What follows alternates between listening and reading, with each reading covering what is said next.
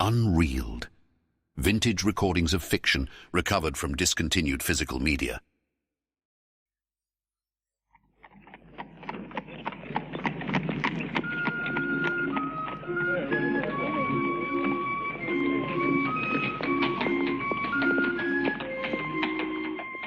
The Magic Shop.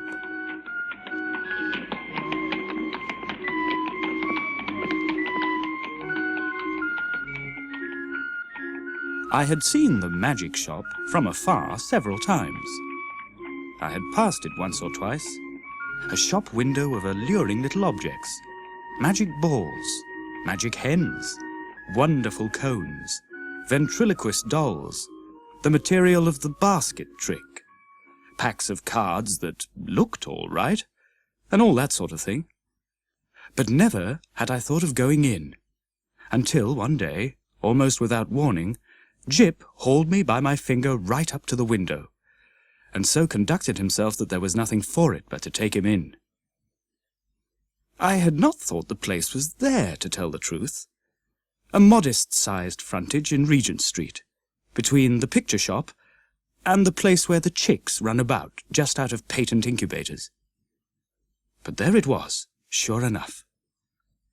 I had fancied it was down nearer the circus, or round the corner in Oxford Street, or even in Holborn. Always over the way and a little inaccessible it had been, with something of the mirage in its position. But here it was now, quite indisputably, and the fat end of Jip's pointing finger made a noise upon the glass. "If I was rich," said Jip, dabbing a finger at the disappearing egg, "I'd buy myself that. And that," which was the crying baby, very human. "And that," which was a mystery, and called, so a neat card asserted, "Buy one and astonish your friends." "Anything," said Jip, "will disappear under one of those cones. I've read about it in a book. And there, Dada, is the vanishing halfpenny. Only they've put it this way up, so as we can't see how it's done." Jip, dear boy, inherits his mother's breeding, and he did not propose to enter the shop or worry in any way, only, you know, quite unconsciously he lugged my finger doorward, and he made his interest clear. "That," he said, and pointed to the magic bottle. "If you had that," I said, at which promising inquiry he looked up with a sudden radiance. "I could show it to Jessie," he said, thoughtful as ever of others. "It's less than 100 days to your birthday, Jibbles," I said, and laid my hand on the door handle. Jip made no answer, but his grip tightened on my finger, and so we came into the shop. It was no common shop, this. It was a magic shop, and all the prancing precedence Jip would have taken in the matter of mere toys was wanting. He left the burthen of the conversation to me.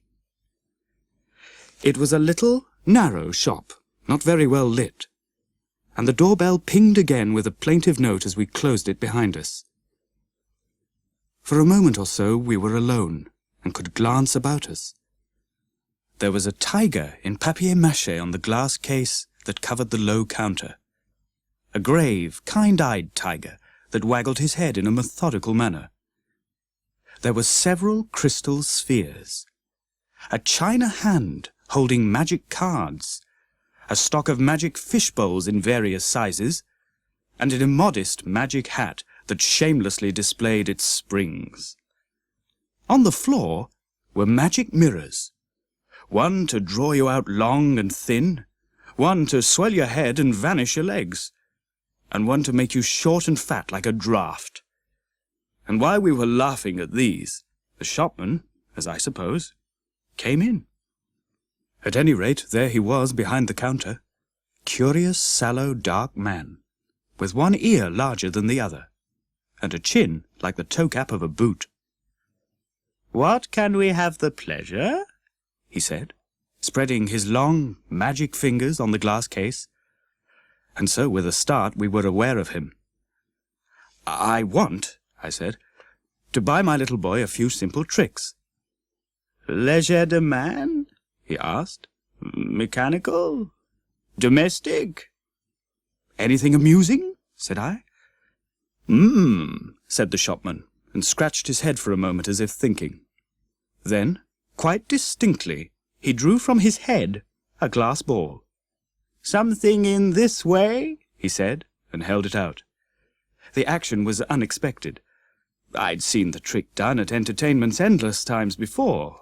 It's part of the common stock of conjurers, but I had not expected it here.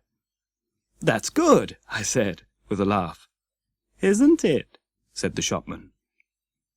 Jip stretched out his disengaged hand to take this object, and found merely a blank palm. It's in your pocket, said the shopman. And there it was. How much will that be? I asked. We make no charge for glass balls, said the shopman politely. We get them. He picked one out of his elbow as he spoke. Free. He produced another from the back of his neck, and laid it beside its predecessor on the counter.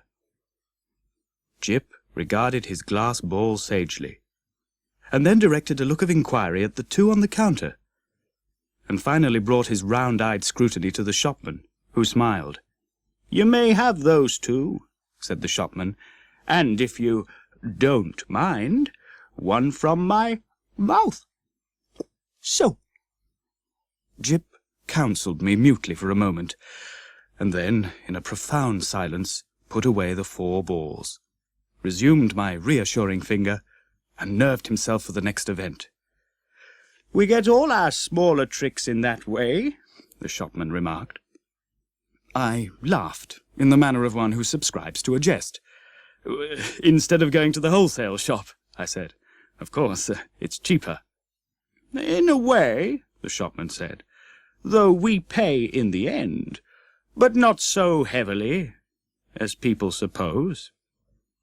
Our larger tricks, and our daily provisions, and all the other things we want, we get out of that hat.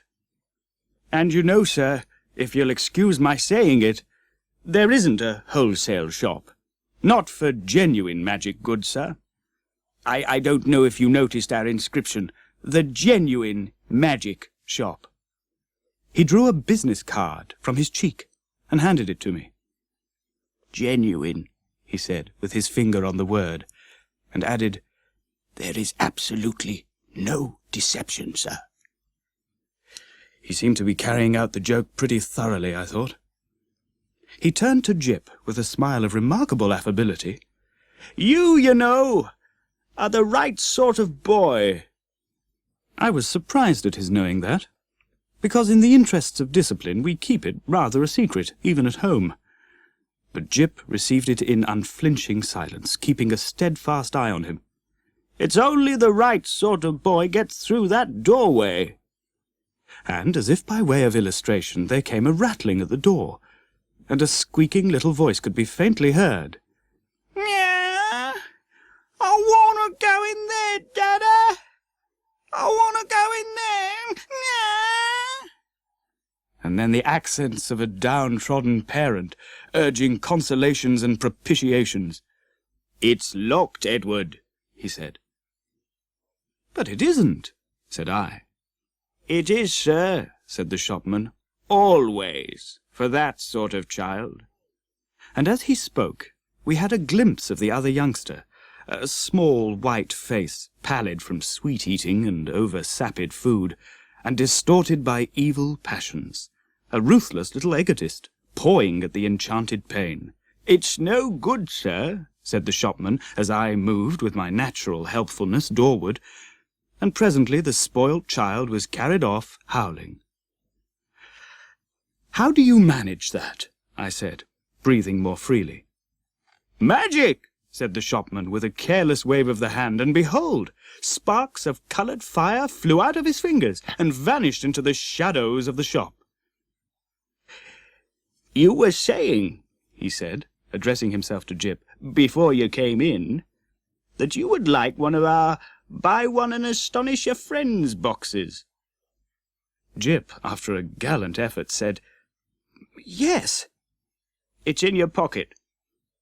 And leaning over the counter, he really had an extraordinarily long body, this amazing person produced the article in the customary conjurer's manner. "Paper," he said, and took a sheet out of the empty hat with the springs. "String?" And behold, his mouth was a string box from which he drew an unending thread, which when he had tied his parcel he bit off, and, it seemed to me, swallowed the ball of string. And then he lit a candle at the nose of one of the ventriloquist dummies, stuck one of his fingers, which had become sealing-wax red, into the flame, and so sealed the parcel. "Then there was the disappearing egg," he remarked, and produced one from within my coat-breast, and packed it, and also the crying baby, very human. I handed each parcel to Jip as it was ready, and he clasped them to his chest. He said very little, but his eyes were eloquent. The clutch of his arms was eloquent. He was the playground of unspeakable emotions. These, you know, were real magics. Then, with a start, I discovered something moving about in my hat, something soft and jumpy. I whipped it off, and a ruffled pigeon, no doubt a Confederate, dropped out and ran on the counter, and went, I fancy, into a cardboard box behind the papier-mâché tiger. Said the shopman, dexterously relieving me of my headdress. "Careless bird. Oh, and as I live. Nesting." He shook my hat, and shook out into his extended hand 2 or 3 eggs, a large marble, a watch, about half a dozen of the inevitable glass balls, and then crumpled, crinkled paper, more and more and more, talking all the time of the way in which people neglect to brush their hats inside as well as out. Politely, of course, but with a certain personal application. "All sorts of things accumulate, sir. Not you, of course, in particular. Nearly every customer, astonishing what they carry about with them." The crumpled paper rose and billowed on the counter more and more and more, until he was nearly hidden from us, until he was altogether hidden, and still his voice went on and on. "We none of us know what the fair semblance of a human being may conceal, sir. Are we all, then, no better than brushed exteriors, whited sepulchres?" His voice stopped, exactly like when you hit a neighbour's gramophone with a well-aimed brick. The same instant silence, and the rustle of the paper stopped, and everything was still. "Have you done with my hat?" I said, after an interval. There was no answer. I stared at Jip, and Jip stared at me, and there were our distortions in the magic mirrors, looking very rum, and grave, and quiet. "I think we'll go now," I said. "Will you tell me how much all this comes to?" I say," I said on a rather louder note, "I want the bill and my hat, please." It might have been a sniff from behind the paper pile. "Let's look behind the counter, Jip," I said. "He's making fun of us." I led Jip round the head-wagging tiger. And what do you think there was behind the counter? No one at all. Only my hat on the floor, and a common conjurer's lop-eared white rabbit lost in meditation and looking as stupid and crumbled as only a conjurer's rabbit can do. I resumed my hat, and the rabbit lolloped a lollop or so out of my way. "Ta-ta," said Jip in a guilty whisper. "What is it, Jip?" said I. "I do like this shop, Ta-ta." So should I said to myself, if the counter wouldn't suddenly extend itself to shut one off from the door. But I didn't call Jip's attention to that. "Pussy," he said, with a hand out to the rabbit as it came lolloping past us. "Pussy, do Jip a magic." And his eyes followed it as it squeezed through a door I had certainly not remarked a moment before. Then this door opened wider, and the man with one ear larger than the other appeared again. He was smiling still, but his eye met mine with something between amusement and defiance. "You'd like to see our showroom, sir?" he said, with an innocent suavity. Jip tugged my finger forward. I glanced at the counter and met the shopman's eye again. I was beginning to think the magic just a little too genuine. "We haven't very much time," I said. But somehow we were inside the showroom before I could finish that. "All goods of the same quality," said the shopman, rubbing his flexible hands together. "And that is the best. Nothing in the place that isn't genuine magic, and warranted thoroughly rum. Excuse me, sir." I felt him pull at something that clung to my coat sleeve, and then I saw he held a little wriggling red demon by the tail. The little creature bit and fought and tried to get at his hand, and in a moment he tossed it carelessly behind a counter. No doubt the thing was only an image of twisted india rubber, but for the moment... And his gesture was exactly that of a man who handles some petty biting bit of vermin. I glanced at Jip, but Jip was looking at a magic rocking horse. I was glad he hadn't seen the thing. "I say," I said, in an undertone, and indicating Jip and the red demon with my eyes, "you haven't many things like that about, have you?" "None of ours. Probably brought it with you," said the shopman, also in an undertone and with a more dazzling smile than ever. "Astonishing what people will carry about with them unawares." And then to Jip, "Do you see anything you fancy here?" There were many things that Jip fancied there. He turned to this astonishing tradesman with mingled confidence and respect. "Is that a magic sword?" he said. "A magic toy sword. It neither bends, breaks, nor cuts the fingers. It renders the bearer invincible in battle against anyone under 18. 1/2 a crown to 7 and 6pence according to size. These panoplies on cards are for juvenile knights-errant, and very useful. A shield of safety, sandals of swiftness, helmet of invisibility." "Oh, Dada!" gasped Jip. I tried to find out what they cost, but the shopman didn't heed me. He had got Jip now. He had got him away from my finger. He had embarked upon the exposition of all his confounded stock, and nothing was going to stop him. Presently I saw with a qualm of distrust and something very like jealousy that Jip had hold of this person's finger as usually he has hold of mine. No doubt the fellow was interesting, I thought, and had an interestingly faked lot of stuff. Really good faked stuff. Still, I wandered after them, saying very little, but keeping an eye on this prestidigital fellow. After all, Jip was enjoying it, and no doubt when the time came to go we should be able to go quite easily. It was a long, rambling place, that showroom.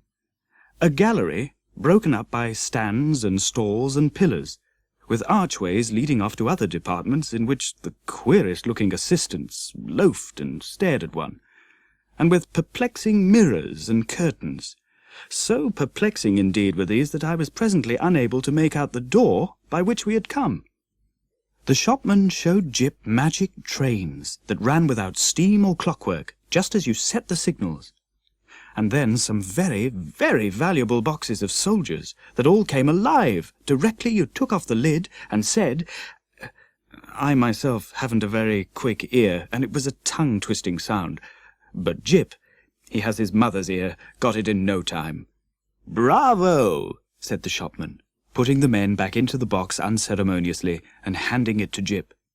"Now," said the shopman, and in a moment Jip had made them all alive again. "You'll take that box?" asked the shopman.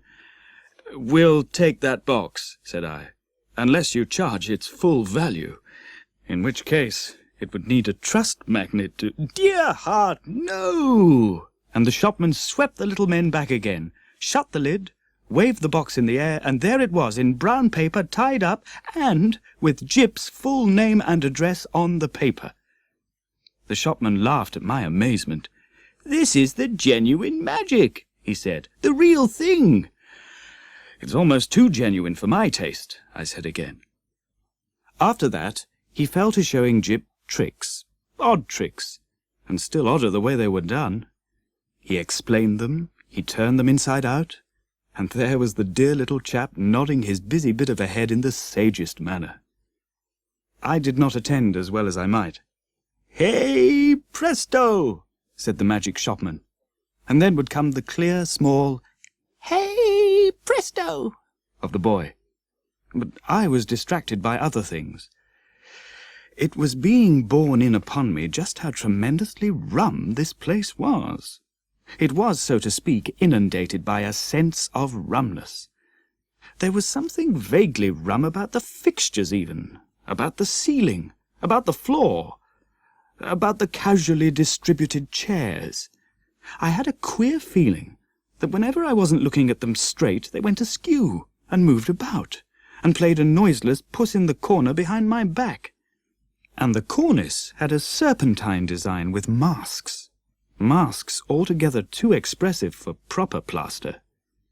Then, abruptly, my attention was caught by one of the odd-looking assistants. He was some way off, and evidently unaware of my presence. I saw a sort of three-quarter length of him over a pile of toys and through an arch, and, he was leaning against a pillar in an idle sort of way, doing the most horrid things with his features. The particular horrid thing he did was with his nose. He did it just as though he was idle and wanted to amuse himself. First of all, it was a short, blobby nose, and then suddenly he shot it out like a telescope, and then out it flew and became thinner and thinner until it was like a long, red, flexible whip. Like a thing in a nightmare it was. He flourished it about and flung it forth as a fly-fisher flings his line.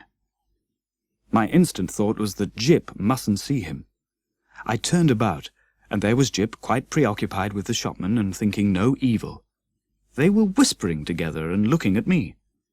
Jip was standing on a stool, and the shopman was holding a sort of big drum in his hand. "Hide and seek, Dada!" cried Jip. "You're he!" And before I could do anything to prevent it, the shopman had clapped the big drum over him. I saw what was up directly. "Take that off," I cried. "This instant! You'll frighten the boy. Take it off!" The shopman with the unequal ears did so without a word, and held the big cylinder towards me to show its emptiness. And the stool was vacant. In that instant my boy had utterly disappeared. You know, perhaps, that sinister something that comes like a hand out of the unseen and grips your heart about. You know it takes your common self away and leaves you tense and deliberate, neither slow nor hasty, neither angry nor afraid. So it was with me. I came up to this grinning shopman and kicked his stool aside. "Stop this folly," I said. "Where is my boy?" "You see," he said, still displaying the drum's interior, "there is no deception." I put out my hand to grip him, and he eluded me by a dexterous movement. I snatched again, and he turned from me and pushed open a door to escape. "Stop!" I said, and he laughed, receding. I leapt after him, into utter darkness. "Oh! Lord bless my heart! I didn't see you coming, sir." I was in Regent Street, and I'd collided with a decent-looking working man, and a yard away, perhaps, and looking extremely perplexed with himself, was Jip. There was some sort of apology, and then Jip had turned and come to me with a bright little smile, as though for a moment he had missed me. And he was carrying 4 parcels in his arm. He secured immediate possession of my finger. For the second I was rather at a loss. I stared round to see the door of the magic shop, and behold, it was not there. There was no door, no shop, nothing. Only the common pilaster between the shop where they sell pictures and the window with the chicks. I did the only thing possible in that mental tumult. I walked straight to the curbstone and held up my umbrella for a cab. "Anthems!" said Jip in a note of culminating exultation. I helped him in, recalled my address with an effort, and got in also. Something unusual proclaimed itself in my tailcoat pocket, and I felt and discovered a glass ball. With a petulant expression, I flung it into the street. Jip said nothing. For a space, neither of us spoke. "Dada," said Jip at last, "that was a proper shop." I came round with that to the problem of just how the whole thing had seemed to him. He looked completely undamaged. So far, good. He was neither scared nor unhinged. He was simply tremendously satisfied with the afternoon's entertainment, and there in his arms were the 4 parcels. Confound it, what could be in them? I said, "Little boys can't go to shops like that every day." He received this with his usual stoicism, and for a moment I was sorry I was his father and not his mother, and so couldn't suddenly there, coram publico, in our hansom, kiss him. After all, I thought the thing wasn't so very bad. But it was only when we opened the parcels that I really began to be reassured. 3 of them contained boxes of soldiers, quite ordinary lead soldiers, but of so good a quality as to make Jip altogether forget that originally these parcels had been magic tricks of the only genuine sort. And the 4th contained a kitten, a little, living, white kitten in excellent health and appetite and temper. I saw this unpacking with a sort of provisional relief. I hung about in the nursery for quite an unconscionable time. That happened 6 months ago, and now I am beginning to believe it is all right.